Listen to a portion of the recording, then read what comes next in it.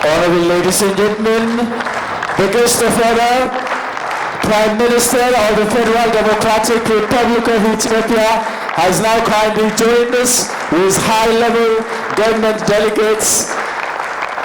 Would you please give them all a very warm welcome? Thank you very much, Your Excellency, the guest of honor, Dr. Abiy Ahmed, Prime Minister of the Federal Democratic Republic of Ethiopia.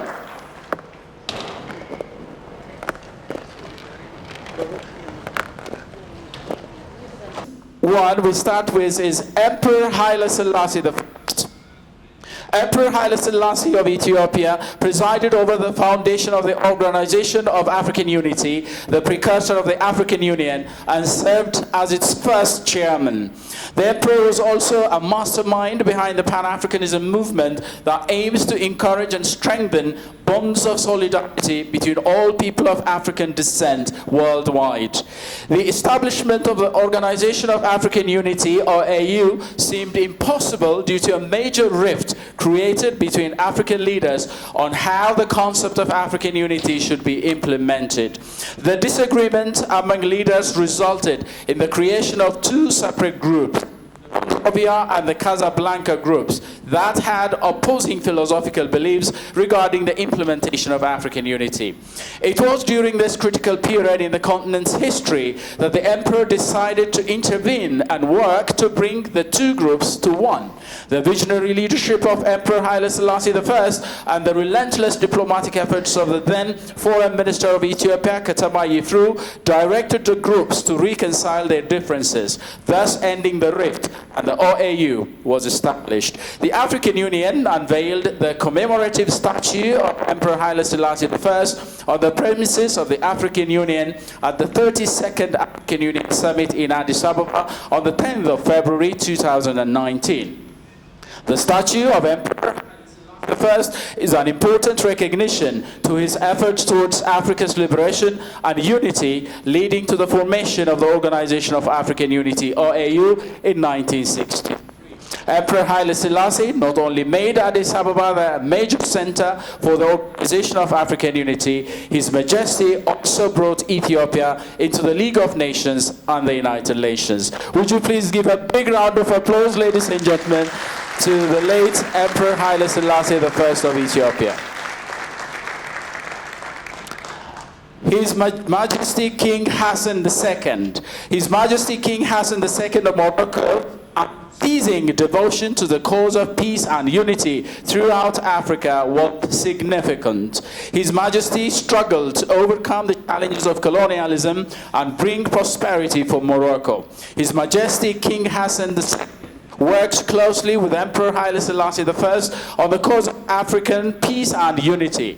On June the 14th, 1972, both leaders addressed the Summit for the Organization for African Unity, which King Hassan himself hosted in Rabat.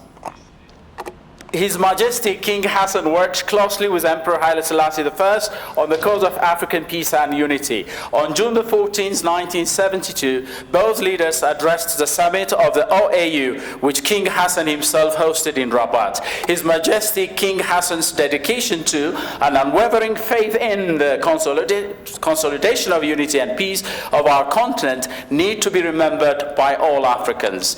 The generous and typically African hospitality extended to all African leaders by the late King is yet another manifestation of the keen interest His Majesty and the government and people of Kingdom of Morocco have in strengthening the OAU. Africa remembers the life of His Majesty King Hassan II as a distinguished statesman, a man of honor, dignity, courage, and understanding.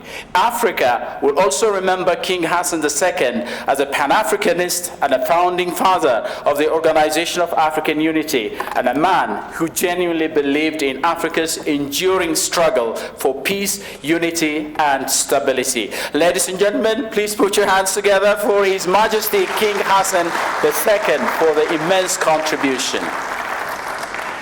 Julius Cambridge Nyerere. Julius Cambridge Nyerere was a major force behind the modern Pan-African movement and one of the founders in 1963 of the OAU. Nyerere was a key figure in African events in the 1970s. He was a strong advocate of economic and political measures in dealing with the apartheid policies of South Africa. Nyerere was chairman of a group of 5 frontline African presidents who advocated for the overthrow of white supremacy in Rhodesia, now Zimbabwe, South Africa, and Southwest Africa, now Namibia. He was also an ardent and militant African nationalist and an equally convinced and persuasive Pan-Africanist. He was advocating nationalism and opposing to tribalism. He consistently emphasized that the newly independent countries had to weave together a nation out of tribes and ethnicity. He did not succumb to ideology and politicization of tribe. On this, he remained steadfast throughout his political life. In a dialogue with academics in 1991, he was questioned as to why he saw tribal identities as inherently negative when he himself was a proud African. He said that Africans should come together and forge strong unity. Ladies and gentlemen, Julius Cambridge Nyerere. Ahmed Sékou Touré. Ahmed Sékou Touré was the first leader of independent Guinea and founding father of the Organization of the African Union, and best known for being an ardent supporter of the Pan-African ideals. His deeds proved no less. He has helped independence struggles in brotherly African countries and provided shelters for the needy freedom fighters. At the national level, he utterly rejected domination and pursued a policy that ensures independence in an expeditious manner. At the continental level, he was among those leaders who hoped to see a united Africa. In his memorable speech of 1963, he expressed his determination to see all African states freed from the yoke of colonialism.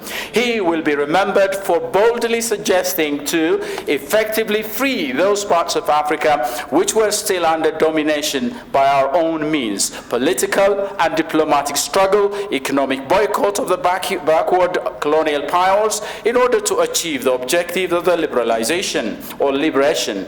Touré's fight was determinant in the then liberation struggle, and it's still reminiscent and ever important in that Africa is yet to get rid of the evils of colonialism. Neo-colonialism, to which Touré pointed as the threat of African independence, is still true. Ladies and gentlemen, Ahmed Sékou Touré. Leopold Sédar Senghor. Leopold Sédar Senghor, one can understand from the life of Leopold Sédar Senghor that his life experience became about liberty and freedom, especially in the years forming his adulthood. His experience of colonial Africa led to his assuming the leading role in the negritude movement, which later could also be observed in his philosophical approach. He had incredible Pan-African passion and fought for the unity of Africa, but few knew the right approach that would lead to the continued existence of their independent nations as well as the whole continent. The continent was facing foes that yielded all the might. Here came Senghor's wit. Senghor instituted a system in tune with the world order at a time which would allow a political unity to constitute and then grow. This happened in his country, and with the middleman gifted to steer political differences aside in Ethiopia, that idea bore fruits of a gradually uniting continent. For this, we owe Senghor and his like-minded personalities of the day a very great deal. He once said, and I quote, "It is that community of culture which I call Africanness. I would define it as the sum total of African civilized values." End of quote. Where it appears in its Arab-Berber aspect or its African Negro aspect, Africanness always shows the same characteristics of passion in feelings and vigor in expression. Ladies and gentlemen, Leopold Sédar Senghor of Senegal. Jomo Kenyatta. Jomo Kenyatta was Kenya's first president and one of the forerunners of the Pan-African nationalists. He engaged in the African nationalist movements against the occupation of African lands by colonialists. He collaborated with other prominent African figures to spread the values and instilled the distinct political movement of Pan-Africanism to the continent and people of African descent in the diaspora. At the earlier stage, as part of his struggle against colonial rule, he fought with the British under the banner of Mau Mau movement and traveled to London to denounce the colonialist policy over Africa. 1929 and his consecutive trips to London focused on airing discontent of Africans over the policy and calling for protection of rights of Africans. Jomo Kenyatta was one of the founding fathers of the OAU alongside leaders such as Emperor Haile Selassie I, Julius Nyerere, Kwame Nkrumah, and Gamal Abdel Nasser. He laid the foundations for the Kenyan African National Union, KANU, a party that ruled Kenya for almost 40 years. Ladies and gentlemen, Jomo Kenyatta. Gamal Abdel Nasser. President Gamal Abdel Nasser of Egypt, along with President Kwame Nkrumah of Ghana, rose to international prominence as leaders and visionaries who were able to achieve political independence in their respective home countries while attempting to shape a destiny for Africa that did not involve Western imperialism. For Nasser's part, he first secured independence for Egypt, then turned his attention to the Middle East, but soon became active in the politics of sub-Saharan Africa. Nasser's ventures into sub-Saharan Africa during the period of decolonization on the continent and his aspirations for Africa were equally a part of his political agenda that came to be known as Nasserism. He considered Egypt's fate tied to Africa just as much as it was tied to the Middle East. Nasser's involvement in the struggle for Africa's freedom was part of the active role Africans played in their quest for independence from European colonizers. Many African leaders during his time were as prominent and as astute as Nasser and were committed to establishing an anti-imperialist continent while developing modern African states based on the principles of Pan-Africanism. While this occurred, new countries began to enter Africa, and it became up to the African heads of state to determine how much involvement they wanted from these outsiders and at what cost. Ladies and gentlemen, Gamal Abdel Nasser of Egypt. Kwame Nkrumah. Kwame Nkrumah spearheaded the Gold Coast's independence movement and its transformation into modern-day Ghana. He inspired subsequent independence movements throughout Africa. He formed the Convention Party, People's Party, which achieved rapid success through its unprecedented appeal to the common voter. He became Ghana's first post-independence prime minister in 1952 and later its first president. The first African statesman to achieve world recognition was Kwame Nkrumah, who ruled Ghana from 1909 to 1972, who became president of the new Republic of Ghana in 1960. Ghanaians approved a new constitution and elected Nkrumah president. His administration was primarily socialist as well as nationalist, and he developed a strong national education system and promoted a Pan-Africanist culture. Under Nkrumah, Ghana played a leading role in African international relations during the decolonization period. His greatest achievement was to win the right of black peoples in Africa to have a vote and to determine their own destiny. He turned a dream of liberation into a political reality. He was a leader of Ghana who urged Africa to share the colonial yoke and who inspired black people everywhere to seek their freedom. In Nkrumah's argument, Pan-African unity was one of the basic pillars of his ideology. Ladies and gentlemen, Kwame Nkrumah of Ghana. Kenneth David Kaunda. Kenneth David Kaunda was a founding father of the Republic of Zambia, who served as the first president of Zambia from 1964 to 1991. He was at the forefront of the struggle for independence from British rule. He wants the continent to strengthen regional integration and keep tabs on Pan-Africanism to stimulate progress and development. Kenneth David Kaunda maintained hope for the continent with the young people at the helm, saying success is assured if they continued in their quest to build Africa. He, together with his compatriots, led a struggle against African colonization. In Zambia, he is remembered for uniting over 73 tribes using the One Zambia, One Nation motto, which he coined himself, and being a selfless, people-centered leader. In Africa, he is remembered for supporting African liberation. He hosted several liberation movements when Zambia got independence.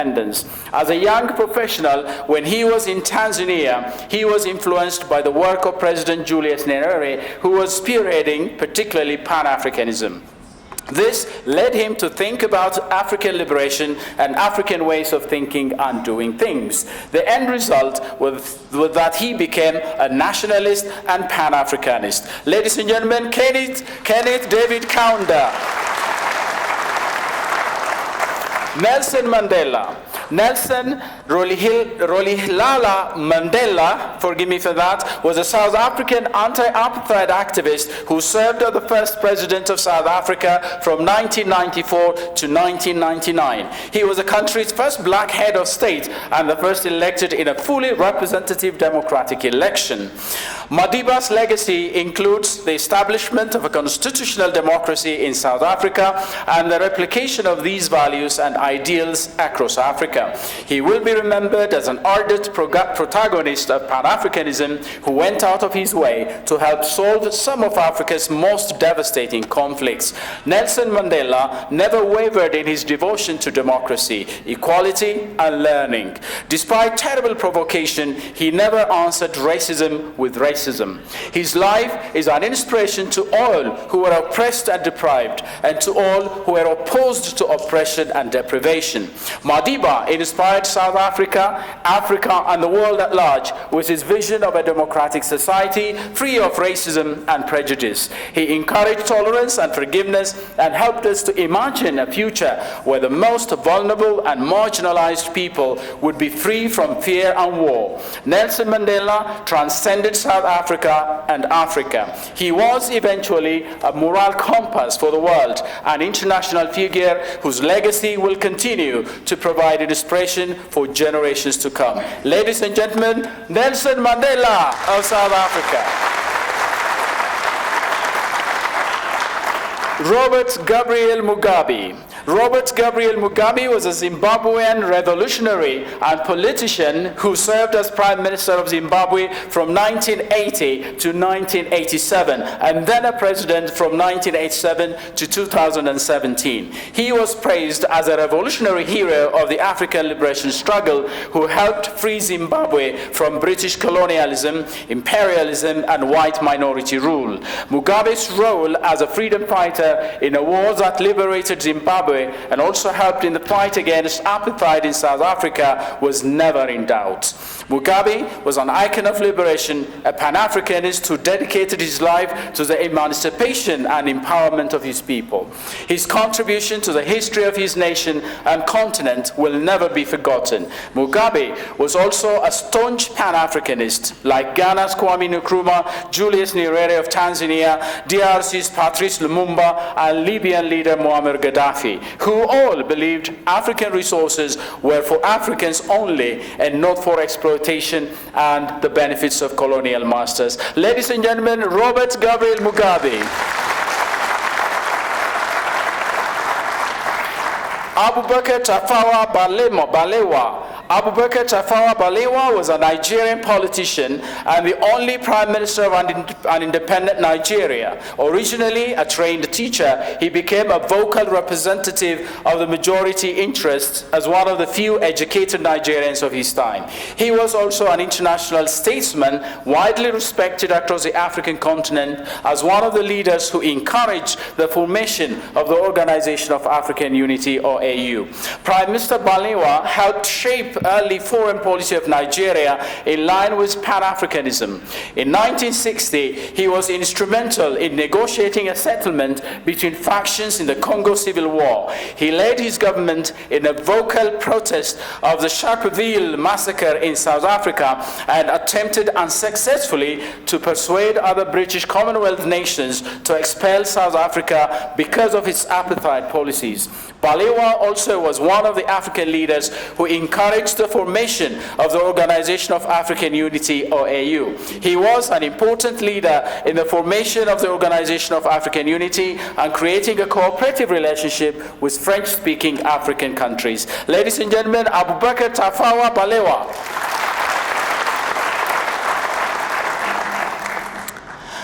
Modibo Keita. Mr. Keita favored a more active economic union integration that would result in a powerful continent with a deciding seat at the world stage. To that end, Keita and his fellow countrymen agreed to the West African Union suggested by the French and agreed to as well by the Senegalese.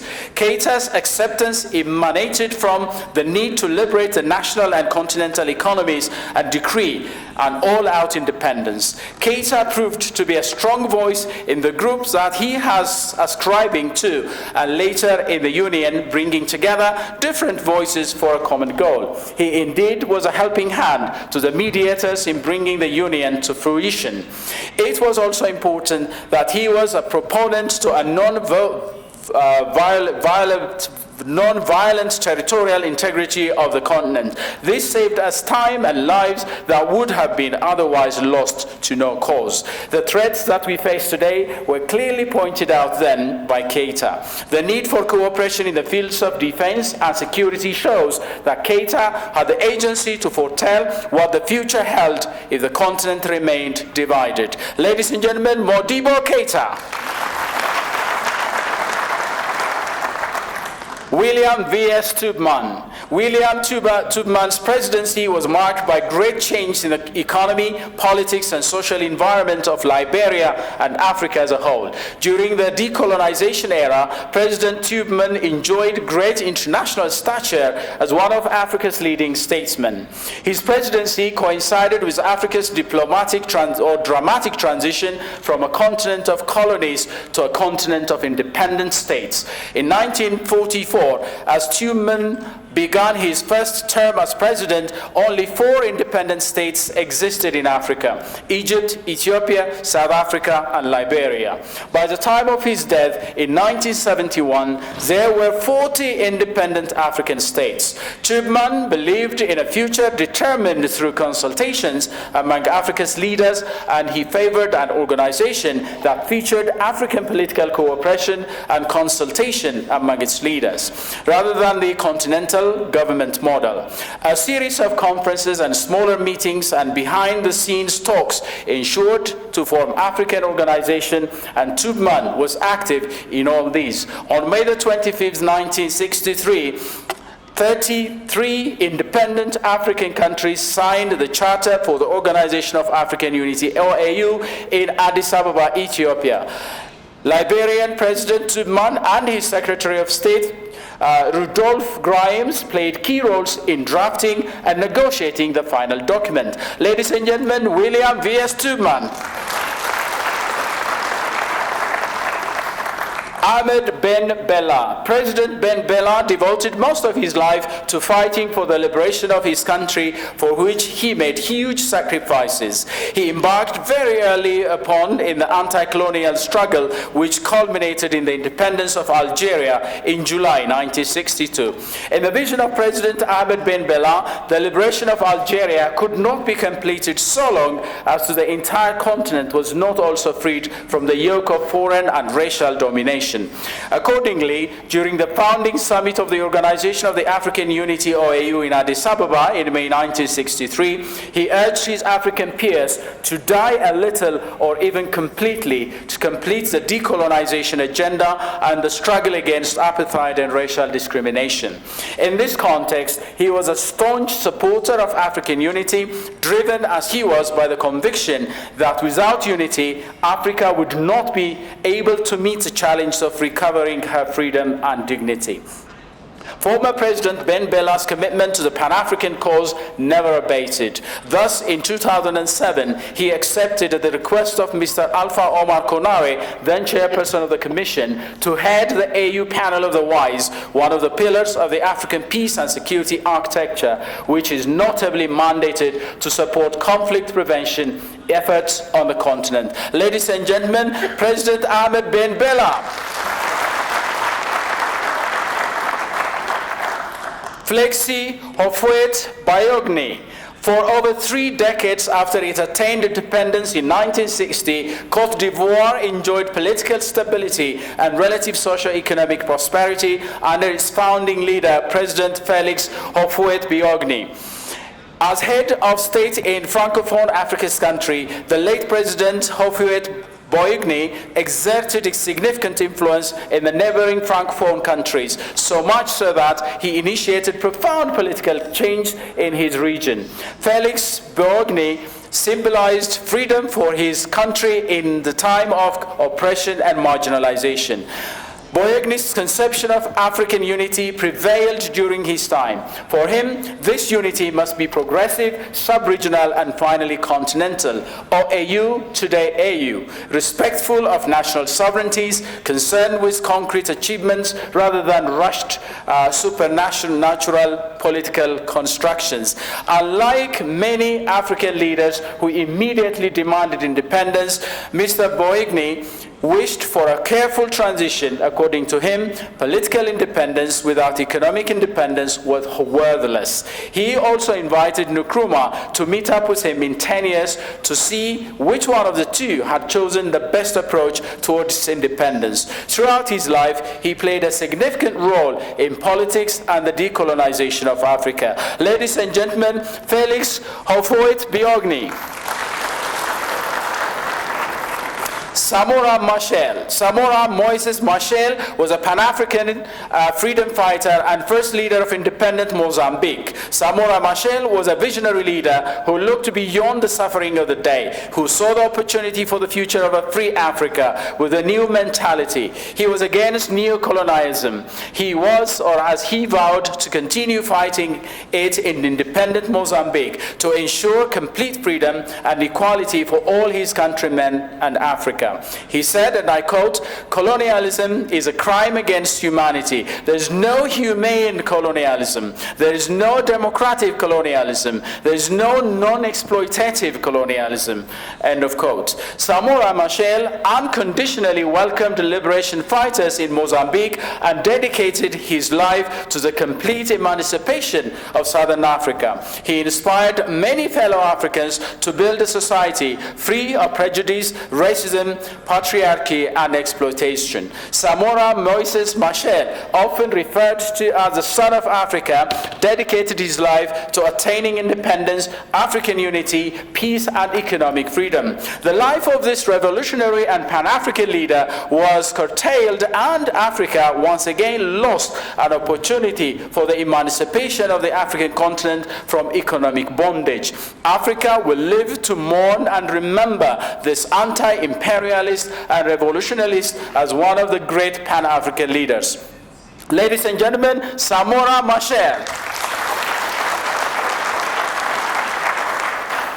Another huge round of applause for all former leaders who will be honored today here. Thank you very much. We'll now go on to the next program, which is the actual award ceremony to be accorded by His Excellency, the guest of honor, the Prime Minister of the Federal Democratic Republic of Ethiopia. I will now call upon His Excellency Dr. Ali Musume, Minister for Democratic System Building at the Office of the Prime Minister, to moderate the award ceremony.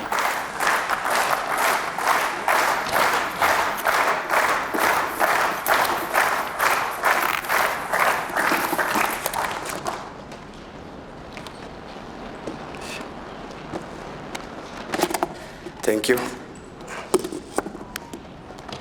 Excellency Dr. Abiy Ahmed, Prime Minister of the Federal Democratic Republic of Ethiopia, honorable speakers, Excellency Deputy Prime Minister and the Foreign Minister, Ato Dammaqee Mokonnin, Excellency Adam Farah, Vice President, Prosperity Party, former African heads of state and governments, Excellency Deputy Chairperson of the African Union Commission, Excellency Mayor of Addis Ababa, Excellencies Ministers, Excellencies African Union Commission Commissioners, Excellencies Ambassadors, families of late Pan-Africanist leaders, participants of Pan-African Youth Summit, distinguished guests, ladies and gentlemen. At this juncture, it is an honor and a privilege to me to congratulate you all for the successful accomplishment of the first Pan-Africanist Youth Summit organized with a theme, Integrated African at the bridge of His Excellency Prime Minister Abiy Ahmed, held from October 29th to November 1, 2022, here in the capital city of Africa, Addis Ababa, Ethiopia. This summit, which gathered African prospective leaders from 42 African countries, have deliberated on the legacy of our forefathers who stood firm for the unity of the continent and sacrificed their lives struggling for the liberation of Africa.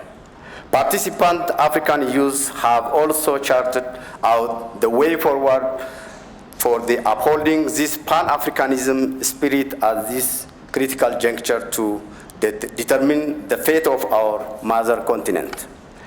I now invite His Excellency Prime Minister of the Federal Democratic Republic of Ethiopia and the Peace Roulette, Dr. Abiy Ahmed, to the podium for handovering the award and closing remark.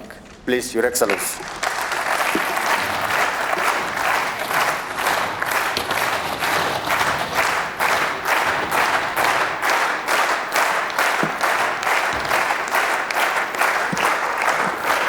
Thank you very much.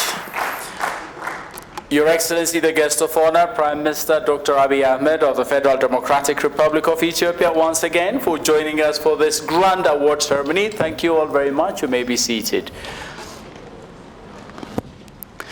So among the 17 former leaders who were duly introduced, we'll now give award to the 9 families of the 9 who have made it to join us here, dedicating their time and effort to receive the award from His Excellency, the guest of honor.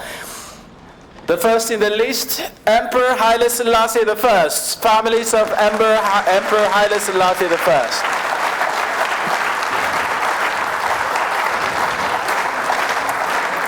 Thank you very much.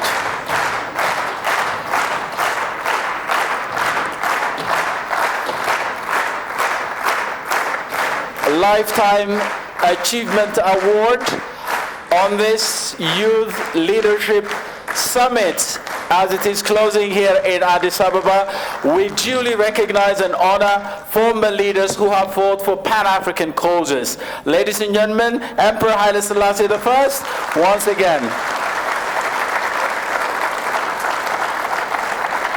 His Majesty King Hassan II, families of His Majesty King Hassan II, one of the forefathers who stood by the Pan-African movement, who have emancipated Africa from the yoke of colonization. His Majesty King Hassan II,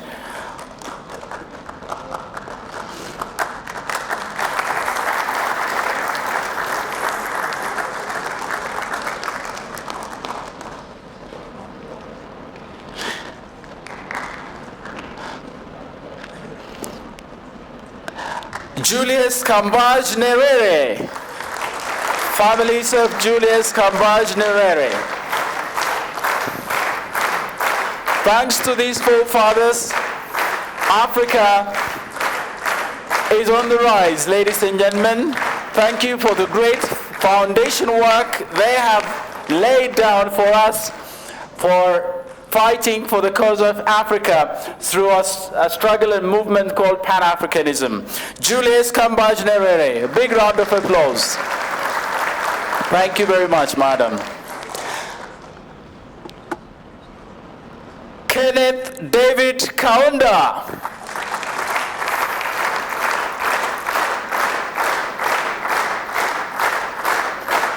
Family of Kenneth David Kaunda. Again, one of the prominent figures, the forefathers of Africa, who were instrumental in establishing the then Organization of African Unity and in laying down the foundation for us to stand where we are today. Would you please give a big round of applause, ladies and gentlemen, Kenneth David Kaunda. Ahmed Sékou Touré. Ahmed Sékou Touré. Again, another household name in the Pan-African movement in the continent of Africa, today represented by a young man and his family.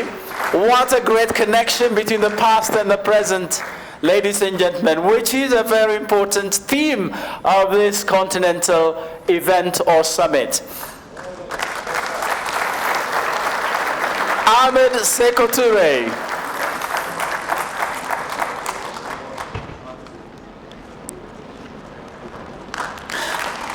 Leopold Sédar Senghor. Leopold Sédar Senghor. Families of Leopold Sédar Senghor, ladies and gentlemen.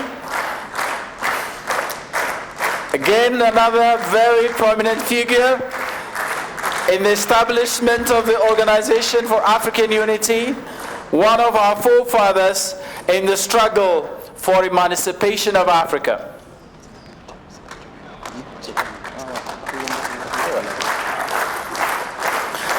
Leopold Sédar Senghor.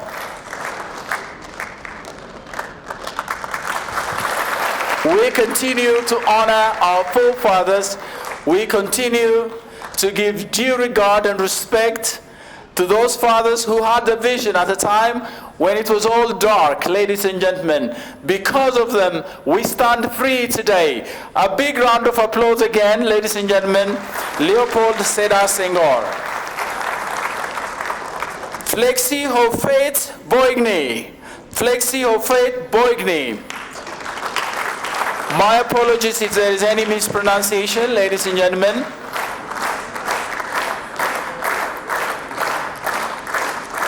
Again, a great family represented by a young lady. Ladies and gentlemen, again, Africa is not just about men, it's also about women. It's also about gender equality. It's also about being equal. Pan-Africanism is a cause for equality in all respects. Thanks to all those forefathers who made it possible for us to stand here today. Modibo Keita. Modibo Keita, family of Modibo Keita, coming forward in a beautiful Pan-African attire, as you can see, representing African culture, African proud tradition, and we're moreover proud of the work they have done to lay down the foundation of African unity as we stand today. Modibo Keita, thank you very much.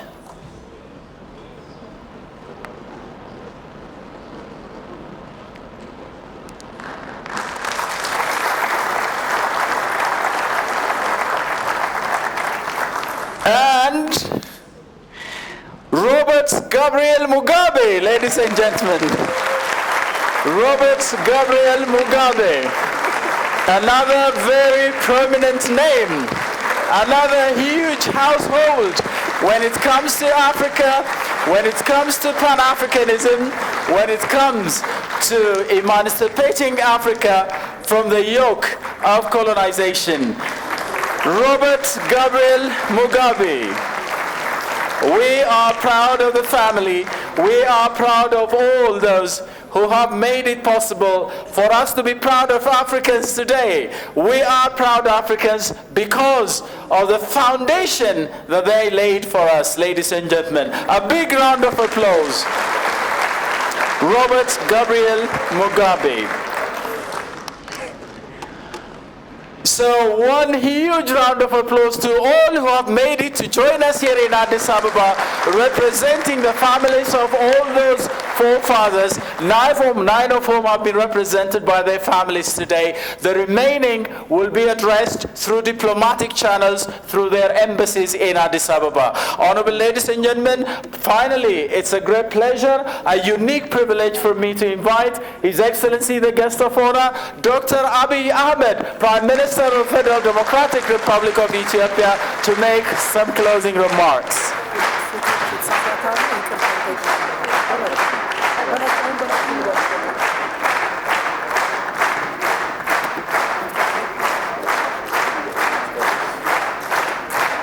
Thank you very much. Thank you. Thank you very much. Then I still honorable speakers, African Union Commission commissioners, former African heads of state and government, families of late leaders, African prospect leaders, distinguished participants, ladies and gentlemen. It brings me joy to address you this afternoon because meeting young African leaders gives me big hope for this continent and for upcoming generation.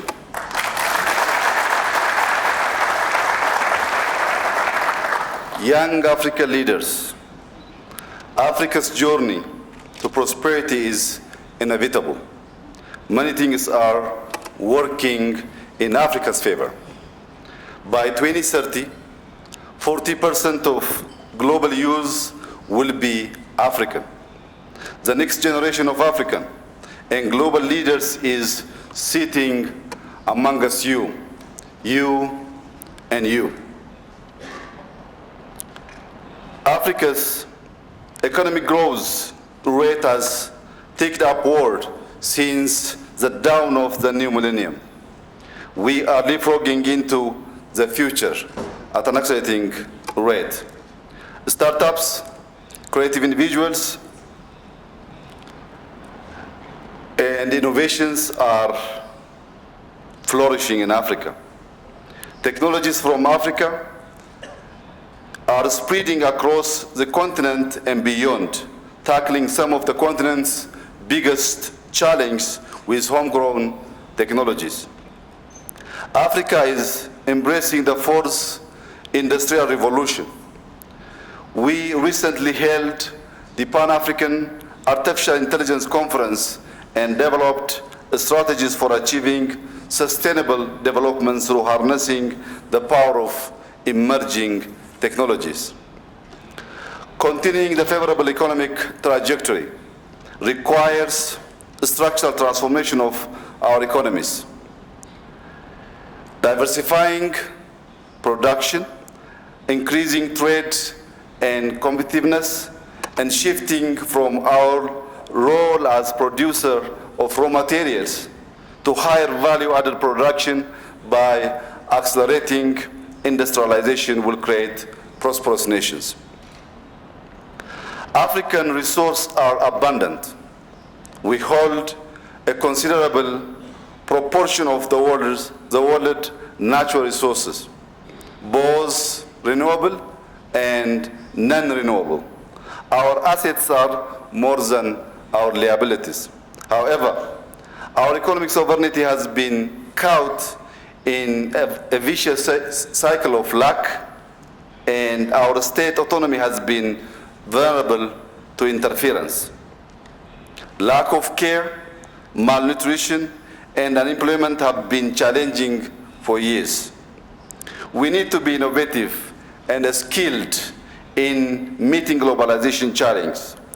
African governments are charting development pathways. For instance, Ethiopia reduced poverty, increased literacy, and now has started paving the way to ensure food sovereignty.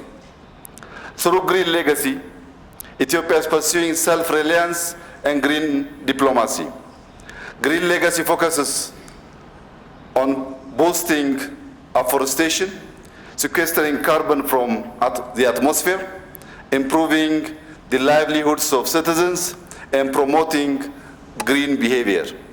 I invite you all to work together to forge a new system of green development and green behavior. Green is not only beautiful, but also grounded and stable. We need grounded leaders and a stable system in our continent, Africa. Another self-reliance initiative we are pursuing is our wheat production program. As a result, the country is on track to begin exporting wheat to our neighbors.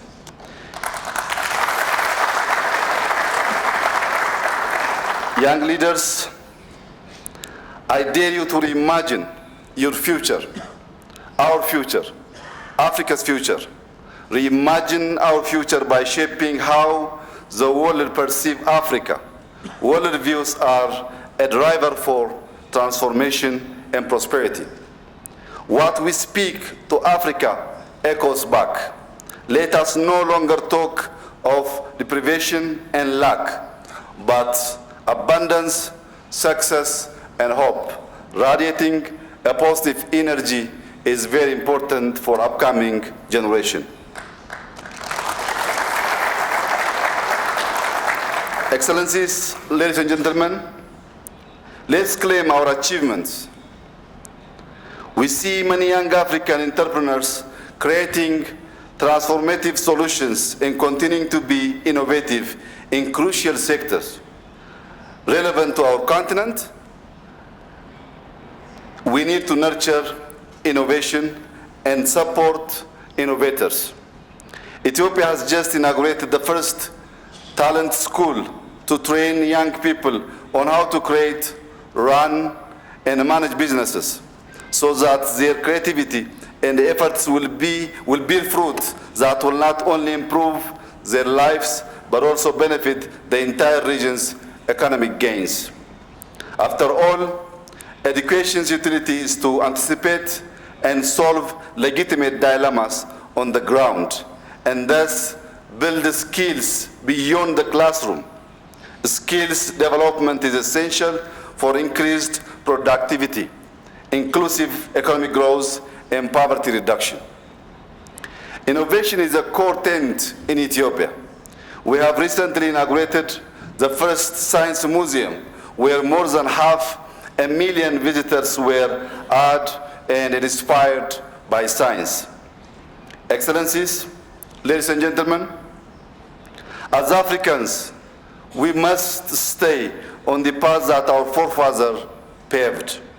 Remarkable Pan-Africanists founded the OAU in 1963 to promote unity and solidarity amongst African states, enable development and safeguard our continent's sovereignty and territorial integrity. This is an important reminder for you to be able to carry on the responsibilities set by the African Union Agenda 2063. I want to assure you that Ethiopia is highly committed to working with the African Union to implement the Youth Summit decisions. I warmly congratulate former leaders and the families of the founders of the OAU for the well-deserved special award. Thank you for coming home. Thank you for coming home to inaugurate the first African Youth Leaders Conference. I declare the first African Youth Leaders Summit officially closed. I thank you and God bless you all. Thank you very much.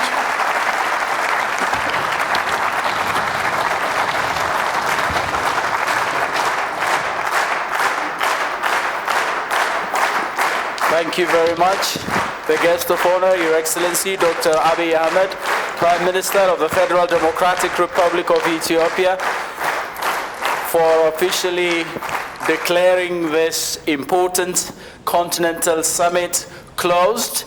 And we also join hands in congratulating His Excellency, the guest of honor, His Excellency Prime Minister Dr. Abiy Ahmed, in making this happen as the first edition of the Africa Youth Leaders Summit. Ladies and gentlemen, would you please another round of congratulations to His Excellency Dr. Abiy Ahmed. Thank you very much.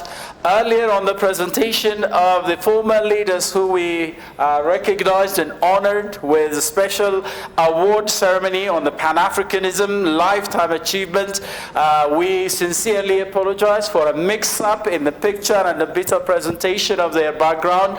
That was made in a bid to make it perfect, more perfect. But apologies that this is the first edition on this August occasion. Your Excellency, the floor is yours to have a group photo with the following groups. The first group to take a group photo with Excellency the guest of honor is the guest of honors, former leaders invited to this event. Former leaders, would you please come forward and have a group photo?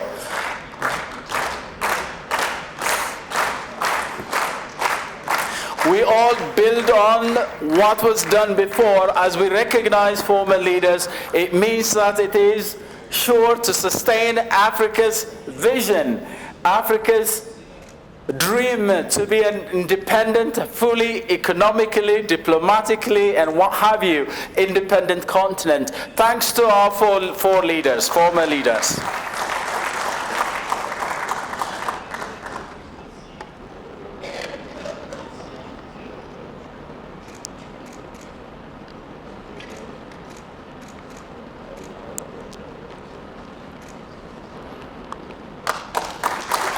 The next round of pictures would be His Excellency the guest of honor with late leaders' families. We're honored with the award tonight. Late leaders' families who have received the Pan-Africanism Lifetime Achievement on behalf of the former leaders of Africa.